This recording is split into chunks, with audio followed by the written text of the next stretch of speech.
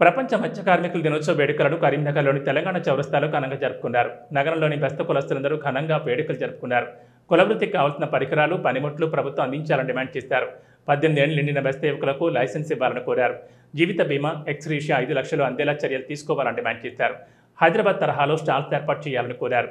ఈ కార్యక్రమంలో జిల్లా గంగపుత్ర సంఘం జిల్లా అధ్యక్ష కార్యదర్శులు మోసం అంజయ్య, ప్రధాన కార్యదర్శి కోటేష్, పెద్దపల్లి సత్యనారాయణ తదితరులు పాల్గొన్నారు.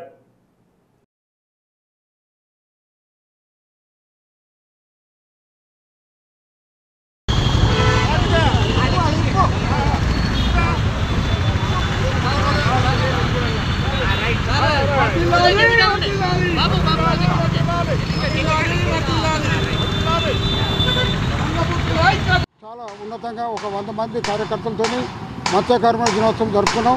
ఈ సందర్భంగా మేము ప్రభుత్వాన్ని కోరేది ఏంటంటే, మా మత్స్య కార్మికుల సంప్రదాయ మత్స్య కార్మికులం మేము.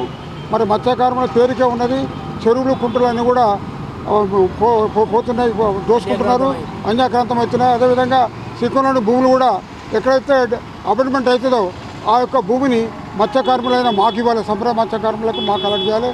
కానీ ఎక్కడ కూడా అలాట్మెంట్ చేయకుండా ఇతర సంఘాలు ఆక్యుపై చేస్తున్నాయి. అది కూడా దురదృష్టం. అదేవిధంగా మరి కార్మికులు ఎంతోమంది చనిపోతున్నారు, వృత్తి వలన చేపలు పట్టబోయి చనిపోతున్నారు. వాళ్లకు ఎలాంటి బీమా సౌకర్యం కానీ, వసతి కానీ, మరి గృహ నిర్మాణం చాలామందికి ప్రజలకు ఇస్తున్నారు, కానీ మత్స్య కార్మికులకు ఇవ్వడం లేదు. మరి ఇది కూడా మత్స్య కార్మికులకు ఇవ్వాలి.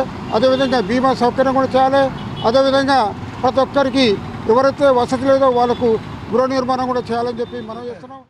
మా గంగపుత్రులందరికీ బెస్తవారికి ఏదైనా కానీ 18 సంవత్సరాలు నిండిన వారికి లైసెన్సులు మంజూరు చేయాలి గవర్నమెంటు.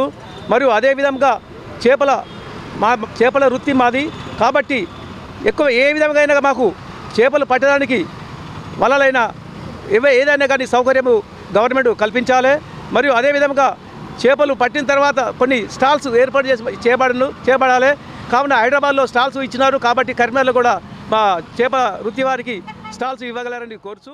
ఈరోజు నవంబర్ 21న గంగపుత్రుల ప్రపంచ మత్స్యకార దినోత్సవాన్ని జిల్లా గంగపుత్రులందరూ ఘనంగా జరుపుకున్నారు. గాంధీ చౌక్లో, గీతాభవన్ వద్ద. ముఖ్యంగా గంగపుత్రుల ఐక్యతతో అందరూ ముందుకు రావాలి. మనపై అణచివేత ధోరణి జరుగుతుంది. వేరే కులాలు మనపై అజమాయిషి చేస్తున్నాయి. ప్రభుత్వం కూడా రాజకీయ పరంగా వాళ్ళకున్నట్టు లొసుకులు, వాళ్ళకున్న అనుభవాలు, వాళ్ళకున్న రాజకీయ పలుకుబడితో మనపై అన్యాయంగా మన కుల వృత్తిని చేతులారా వాళ్ళ ఆధీనంలోకి వెళ్తున్నాయి.